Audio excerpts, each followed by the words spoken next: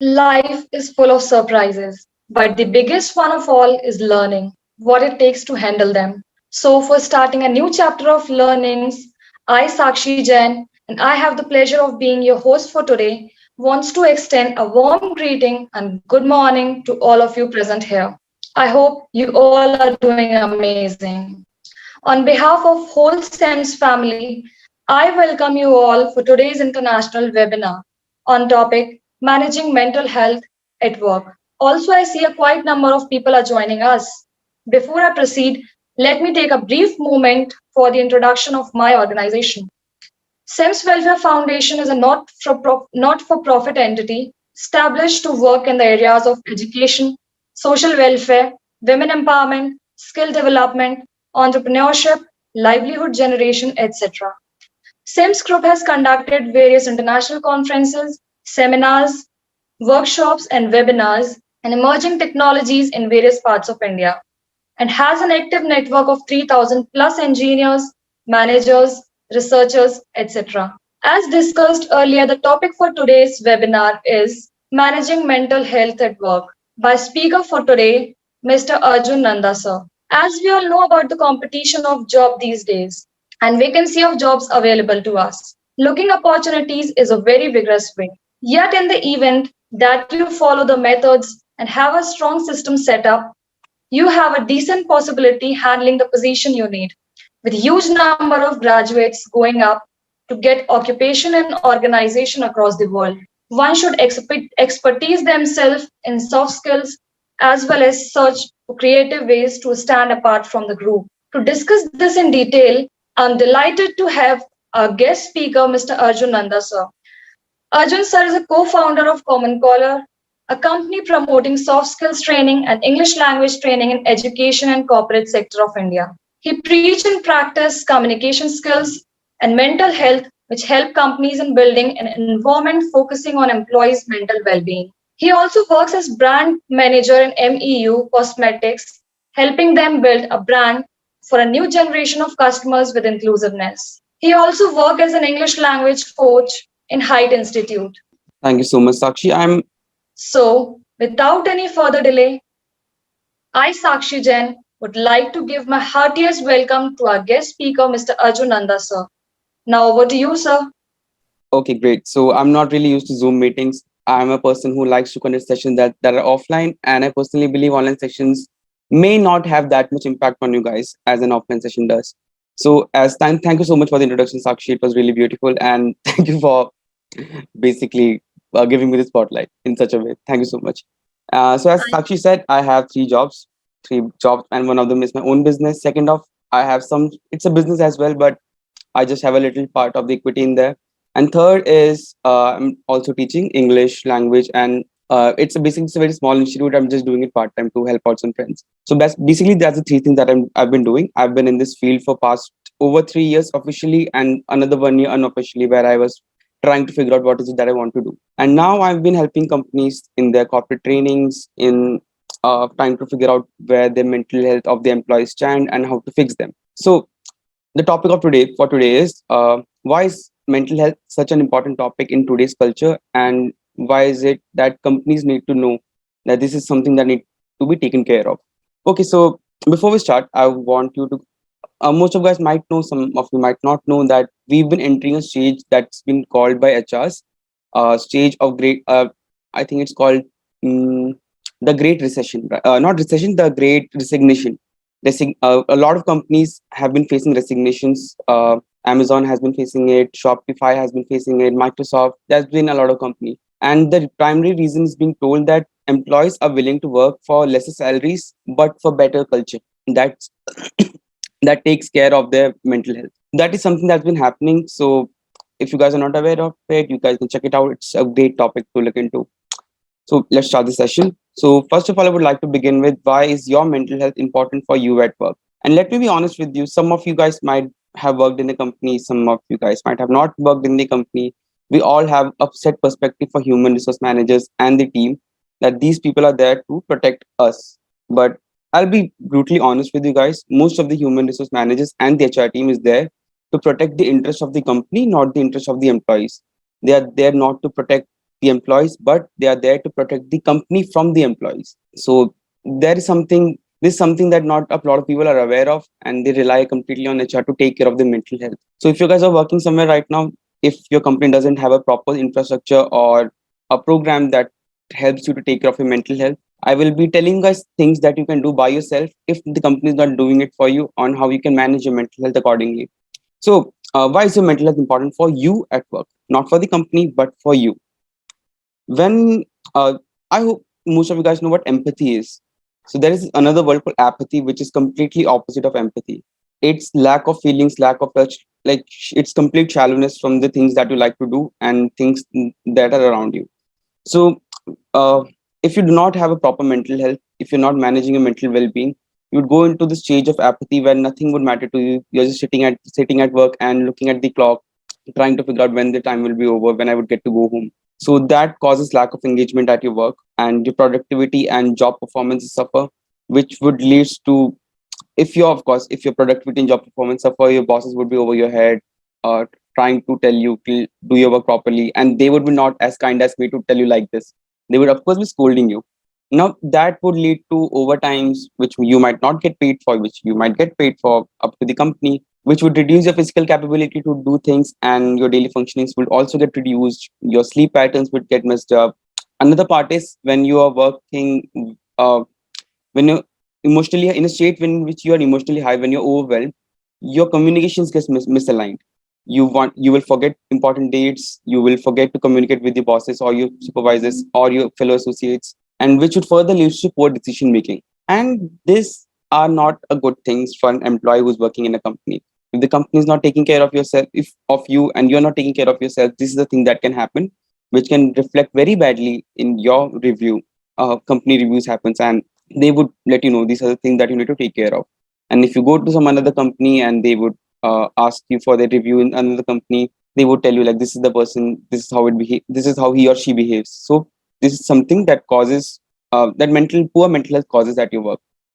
So I know that I'm not showing a PPT because it's a very confidential PPT that I have. It's my entire product that I sell to customers. So I'm just verbally telling you all these guys. So if you guys have any doubt anywhere, please let me know. Sakshi, I hope you would be letting me know. You would let me know all these things, right? So if you have any questions, please stop me anywhere and let me know. Yeah, sure, sir. All right. So there are basically four areas that impacts your mental well-being. Not just your mental well-being, your physical well-being as well. First, your work. Second, your lifestyle. Third, your social relationship. And fourth, and most important, your thoughts. So we'll cover all of them one by one. So please bear with me. I would go over them slowly. So let's start with your work. So at work, the main problem is most of the people don't know how to communicate with the bosses, especially if they are very assertive. So the 10 tips that I'm going to tell you, you guys would need to learn how to be assertive with the bosses. You guys need to understand the company is paying you certain amount of money because you're giving 9 hours on a daily basis of your life. So take the responsibility of your life, take the responsibility of that 9 hours and open up and talk to whoever the person responsible is, and just be open minded to these things. So let's start. One of the major things that causes instability in your mental health is your working hours, especially if your working hours are extremely long, especially if they are at night. You need to take care that you are limiting your extra working hours, even if it's paid. You need to make sure you're not working or overworking in a time which is not suitable for you. Second, schedule your meetings in core working or business hours, not when you go home, not in middle of your travel, not in middle of your lunch or something. Try to get as much as done as possible within your working period. Third would be take regular breaks. So the best way to take a break is work for 45 minutes, do a 5 or 10 minutes stretching or talk to someone or do whatever you like to do. That's something that I've been doing and it's been working for me. I work Monday to Sunday and this is just how I work. I work for almost 13 to 14 hours each day, and I take my breaks regularly and I make sure I make them count. Next part is try not to take work home. As I said in the second point, scheduling your meetings in the core working hours. Try not to take any work home. Your work is a safe haven. You're with your family, you're with your parents, you're with your friends, anyone who you're with, and try to make sure they don't get affected by the work that you do at your office. The office space is a professional work, the home is for personal reasons, and just let's keep it that way. Take holiday leave if your company offers a paid leave to you, or if your company have an option where you can apply for leave. Make sure you make them count and make sure you take make sure you take them. You need those leaves. Another thing is set realistic deadlines and deliver on them. Now, there are some bossy bosses who kind of ask you to do something which is impossible to do in one day, and you need 3 days to do it. But you say yes to them. Okay, you don't know how to say no, and like, okay, I'll do it. And you spend the entire day. You take the work home, messes up your mental health completely.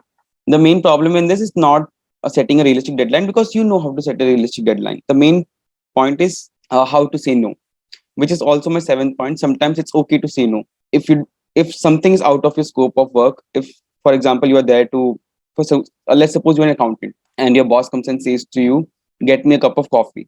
That is not why you're working there. You are simply there to work in the accounts. So it's okay to say no at that time. It doesn't matter who your boss is. It doesn't matter if he's the vice president of the company. You are a human being, and you are expected to be treated as a human being. You are being paid for the thing that you do, and that is accounts. Just an example. Another point is how have a technology switch off. Since you're almost entirely covered by technology all day, you're working on your laptops, on your iPads, on your phones. So when you go home, try to take a break from the technology basically. Another thing is make use of the employee assistant program if your company have one. Otherwise, it's completely fine. Next is explore suitable flexible working arrangements. So this is something that tell the employers most of the time, that if you have a working environment which promotes night shifts more than the morning shifts, try to keep it rotational and not to keep your employees under night shift for more than 15 days. Because after 15 days, even your body gets tired. Even if your sleep patterns gets adjusted to sleeping in the morning, working in the night, your body needs certain nutrients that, for example, vitamin D is a element that you cannot acquire from food but directly from the sunlight. If it That is something that happened to me. I was working with a company for 7 months. After 7 months, I worked night shift continuously for 5 months. My vitamin B12 went down. My vitamin D went down. I had black circles. I lost a lot of weight. I stopped eating much. My social life was a mess because by the time I had to socialize, I was sleeping. That's just how it happened. So, explore suitable, flexible working arrangements. That's basically it. So that covers your managing mental health at work. One of the four main points that we have to cover. Any doubts in these points? Anyone? If you guys have any question, otherwise I'd move forward. Guys, do you have any doubts? If you have any doubts, then you can type in a chat box. And also let me know if I'm going too fast. I have a habit of speaking really fast, so just let me know if I need to go more slowly. No, sir, it's fine. It is a All right, fine pace. great. Sir, there are no doubts. All right, great. We can move forward. Okay, so the second part was your lifestyle. So your work, your lifestyle, your social circle, and your thoughts. Now we're done with work. Now let's move on to lifestyle. So in lifestyle also there are four parts that you need to take care of: your fitness, your entertainment, your there's this popular thing called self love, and the things that you do around the house. So these four parts I'll cover them, and things that you can do basically to improve your lifestyle. So if you are on a holiday, not even on a holiday, for example, I wake up at 6, I go for a walk or a run, or I hit the gym. So what you can do is you can do have a simple walk, or go for a bike ride, go for walking, go for swimming if that's what you're into, do yoga or tai chi, or get a gym membership, and most importantly, get a quality sleep. So these are in the frame of keeping fit, which are really important to maintain a good and proper lifestyle. Another thing is what you can do to entertain yourself is you can start reading a book. And a habit of reading book is really hard to acquire, so let me give you a small tip on how you can build a habit of reading books. So when you start a book, what most the problem with most people is that they take a aim, they would be completing one chapter a day, which is unrealistic aim. I've been reading books for many years now, and even I'm not able to complete a complete chapter in a day. Sometimes you have to continuously see them, read them, and understand what the point the author is trying to make. So what you can do is start with 5 minutes, read a book for 5 minutes on a daily basis, and if you feel like, okay, I can add few more minutes to this, and once you start doing that, your 5 minutes gets turned into 30 minutes, 35 minutes, 40 minutes, and on an yearly basis, you would be reading 3 to 4 books a year, and I think it's fair enough. Second thing is writing journals. Now journals are not only entertaining, but it's a place where you can vent out to yourself basically. You can write all your thoughts down. There would be no one to judge, no one to laugh at you for whatever you're writing. You can simply put down all your thoughts into words, and it's called positive affirmation basically, and it's really helpful. Another thing is play a game online or offline with your friends if that's what you're into. If you know an instrument, play it. Like I play guitar. That is something that I do in my breaks. I play guitar. Another thing is you can visit museum, art galleries, library, or go to movies. So keeping fit, entertain yourself. Next thing is pampering yourself. Now, what can you do to pamper yourself? These things are apart from entertainment, because in entertainment also you are spending some amount of energy, and in pampering you have not have to spend a lot of energy, but kind of get energy, get your energy back that you spend entire day. One of the best things that I like to do is have a picnic. What you can also do is you can go to on a weekend getaway, some someplace nearby. Also, don't judge me. I sometimes get manicures. They're pretty good. You guys should try. Another thing is take yourself out on a date, not with someone. If that's what you're into, do that. But take yourself out on a date. Another thing is you can take up workshops like poetry, calligraphy, origami, things like this. These are pretty good too to pamper yourself. Another things that you can do around your house is I give my example only because I've been doing this for these things for a long time. Gardening, watering your plants, really good, really soothing. Listen to music, put the speaker on, and just dance or sing whatever you like. Cook something new. Another thing is get puzzles and try to solve them. Not like what the blocks puzzles. I don't know what they're called, but puzzles, not riddles. Another thing is DIY models are arty things that you would like to do, like building models. These are the things that you can do around your house, around your life to kind of improve your mental health. Now let's get back to lifestyle part only, but you how to maintain a proper sleeping habit and what are the things that you need to take care of. So listen carefully. Before you sleep, try not to take caffeine, nicotine, or alcohol or anything with "ene" in the end of it. These things would be really bad for your sleep, and they would what they do is they increases your adrenaline, and because of adrenaline, you won't be able to get a good sleep because it would keep you up. Stick to a regular sleep pattern even on the weekends. So there's this thing in psychology. One of my friends told me that when we sleep, we usually get it's called rapid eye movement (REM). During these stages of REM, it's called deep sleep. And if you mess up your deep sleep, you won't get a good sleep, and you would feel much more tired than you went to sleep. So what you can do is when you feel like you're sleepy, that is a time that your body tells you, okay, this is the time I need to sleep. For example, 10:30. If you go beyond 10:30 and do not sleep, for example, you try to stay up till 12, then another cycle would start at around 1 or 12. Depending on your body, it's completely different for everyone. So try to listen to your body when your sleep pattern starts, when your sleep pattern again comes after you miss one sleep cycle, and stick to that even on the weekends. Naps are very important in between your days, but try not to take very long naps that can interfere with your quality of sleep at night. Another thing is exercise, particularly early in the day, because exercise as well releases adrenaline, which can keep you up at night. So do not try to work out at least 3 hours before you sleep.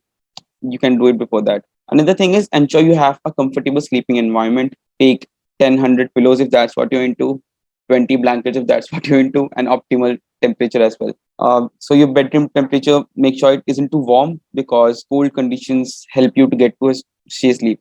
24 on AC, a blanket, two pillows works well for me. Another thing that you can take care of is no phones, TVs, and laptops in your room. Try to keep them away from you at least 30 minutes before you sleep. Okay, so next part would be looks for ways to lessen the impact of shift work on your quality and quantity of sleep.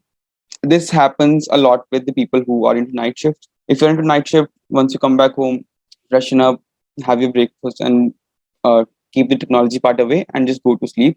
And put yourself in a room where you're not disturbed at all because you have to be in that state of deep sleep to completely recover from the work. Okay, moving on to the next part that covers your work and that covers your lifestyle. Another and most important thing is how to manage your mental health by managing your social relationships. So another question that I get asked a lot in this is, if we do not have friends, what should we do? I have I will try to cover this part as well at the end of this clip. So healthy relationship supports good mental health, while social isolation and poor relationships can be a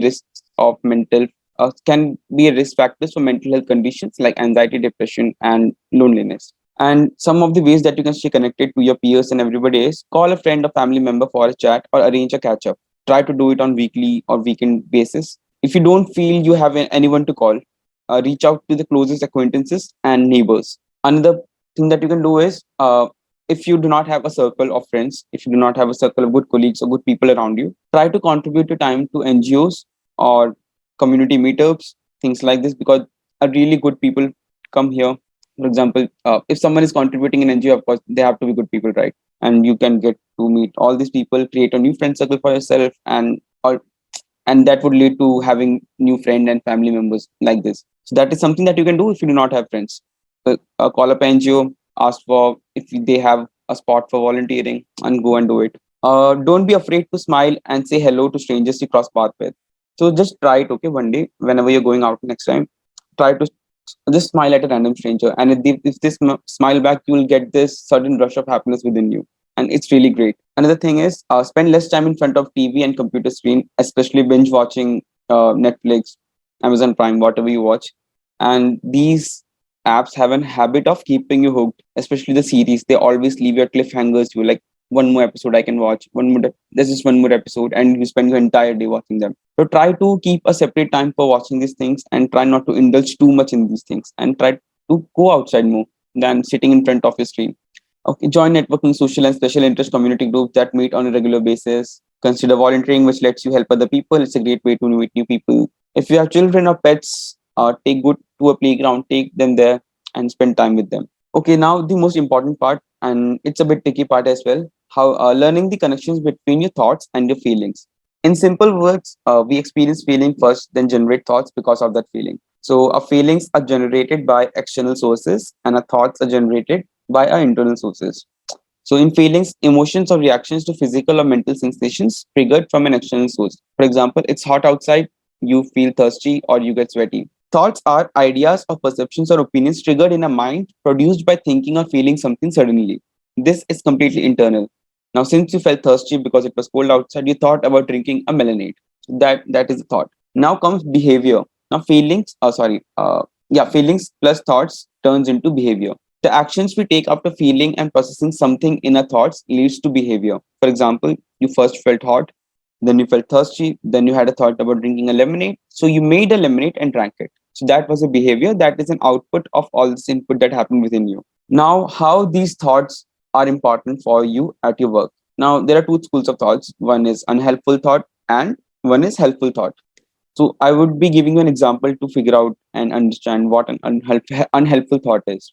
So let's take a situation. My colleague was abrupt and dismissive with me after I asked him to change something in a document. Your mood is you're hurt, you're angry, you're frustrated by all of this. So what are the thinkings that can go within your head? First thinking is called black and white thinking. In black and white thinking, there's no left or right. You just see one thing, and either there is something or there is nothing. So, for example, I must get everything done before I go home, otherwise, everything will be a disaster. This is called a black and white thinking. So, your colleague was abrupt and dismissive to you. You had a black and white thinking. You were like, I must get everything done before I go home, otherwise, everything will be a disaster. My friend wouldn't talk to me. My boss would be angry at me. Another type of unhelpful thought is what ifs. So, you ask yourself, what if I put all this effort in and fail? What if my boss fires me? What if my friends gets mad at me? What I'll be never be able to look anyone in the eye? These are called what ifs. Another unhelpful thought. Another one is a spiraling down, like bottomless pit of despair, basically. Spirals of negatives, in which I'll give you an example. I'm not going to get the project finished on schedule, which means I'm useless, which means my boss would scold me, which means in the HR review I won't get a hike, which would eventually lead to a firing, basically spiraling down negatives. Another thing is leaping to conclusions without thinking what's going on in the surrounding with around you. So, leaping to conclusion example would be my colleague was abrupt with me. He must be angry about what I said him at the meeting. Now, you could be completely wrong. Your colleague must be going through something. Your colleague must have an urgency. That's why he was abrupt. Another unhelpful thinking is overgeneralizing. The client has threatened to take his business elsewhere. All my clients must be unhappy. This is generalizing. Like everyone is just like this. Even this client was unhappy. That's the reason he has an urgency. He would leave me. He would be unhappy. Things like this. Another unhelpful thinking is looking too far ahead. If this if this doesn't go well, there are all sort of negative consequences. Keeping these things in your mind, like not being able to complete a project in a day, would eventually lead to firing in the next day. Another thing is strong, uncompromising words that to tell yourself mentally, in your thoughts and as you speak as well. Like I should, I must, I always, I never, words like this, which leads to unkind or mean words to yourself. I'm a failure, I must be stupid, I always end up late. Someone will see through me one day and they would finally realize that I'm not great at all. Things like this, and negative self talk. So how do you challenge these unhelpful thoughts? The best thing that you can do is ask yourself these questions before you jump into conclusion or do any sort of thing. If a close friend, uh, for now, a problem statement was, your friend was abruptive and dismissive with you. Okay, so your example problem statement was, my colleague was abrupt and dismissive with me after I asked him to change something in a document. So what you can ask yourself in this situation is if a close friend or the person you're working with. Okay, so if you have to imagine that your colleague is your close friend or someone that you know, and think to yourself, what would you say to them? Do not treat them as your colleague, but treat them as someone you know for a long time. And what would you tell them if they were that person? Another thing is, imagine 5 years from now, when you look back, will you see things differently?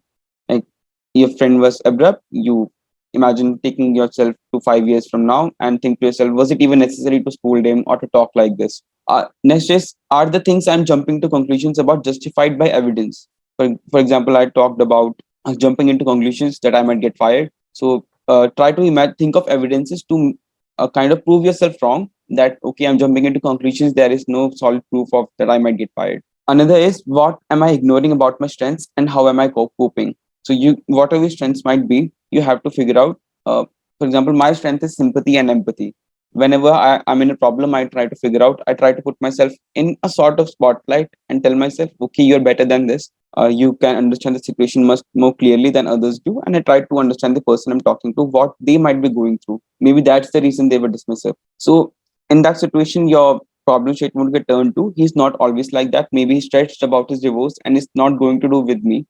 Maybe I should just ask how he's going on. How is he doing? So if your colleague is disruptive or submissive, or what was the word that I used? Abrupt and dismissive, what you can do is simply ask them what's going on. Is everything okay? Instead of being defensive yourself or offensive. So that way you would be less hurt, less angry, and you would be much more fulfilled with the things that you need to do. So that covers all four aspects of maintaining your mental health at your workplace. What I can do is I'll give you one example of something that I faced while I was working in a company. I would name the company, I would name the employees, but this is how things went. And this is, I'll give you two examples. One in which I dealt with the things very badly, and one in which I was really good in managing things. So I was working in this company, and I was basically interning there. And the seniors over there did not respect me at all. They never tried to promote a culture where I would be happy to work with them. They were always offensive, always tried to do the dirty work with, what is it called? I forgot. I don't have the right word for it. Like basically getting the cup of coffee or cleaning up the desk. They used to make me do it. Even I was just an intern there. I was in reception at that time. I did my hotel management back that time. So I should have raised a complaint immediately. Like, this is not the scope of work that I'm in for. This is not what I'm getting paid for. So you guys should not be doing it. Silently suffered for a very long time, and I had to pay the repercussions later in my interviews when my interviewer in my job placement asked me, what did you do in your training? And I told him this is the thing that I used to do.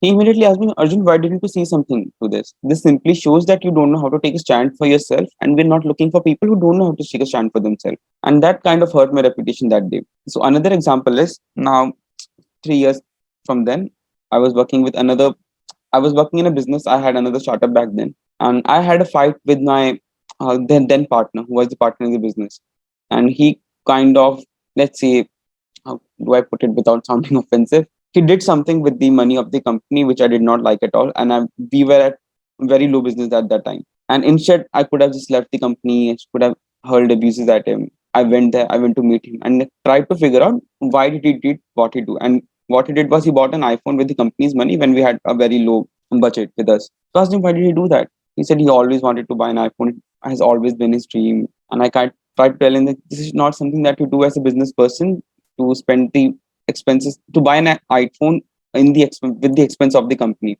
But I wasn't angry at the time. I simply said I cannot work with a person who doesn't understand his needs and company's needs, who cannot work together like this. So I simply left them. I wrote my resignation and everything, took the part of share that I had invested and left. And I dealt it without having any hard feelings with the people who are working there. So that is something that I faced. That's a little story, why I've been doing what I've been doing. Now, simply, I help other companies to make sure their employees do not face the same thing that I faced during my interning days. And what a poor mental health does to companies is, so if you got any of you guys are trying to build a business for yourself, keep this in mind. Employee turnover is a very big cost to company. If you have a very high employee turnover rate, you would have to spend money in training, providing them the needs, providing them the basic salary. For example, you train someone for 2 months and they see that you have a poor working environment, they would leave you. So 2 months of money that is spent on training them, they would be gone. So make sure you, if you work in a company, if you work in a position where you can make an impact, try to promote a culture of inclusiveness, a culture where everyone is appreciated, a culture where no one says that I don't want to work here. Thank you so much, sir, for this really very informative and an incredible session. This was a very interactive session. So, thank you, sir, for this webinar. The webinar was really very amazing. I would like to propose a heartiest vote of thanks to you for gracing today's webinar. Thank you. Your presence and wise word helped magnifying in the best possible way. I hope all the participants learned a lot with this webinar. I would really like to thank you for giving us your valuable time, and I'm delighted to be a part of this webinar. A good event never ends in the world. They take only a pause and keep us waiting for the next. All good things eventually end. I consider everyone as a fortune that they became a part of this webinar, which was full of knowledge, which makes difficult to say goodbye.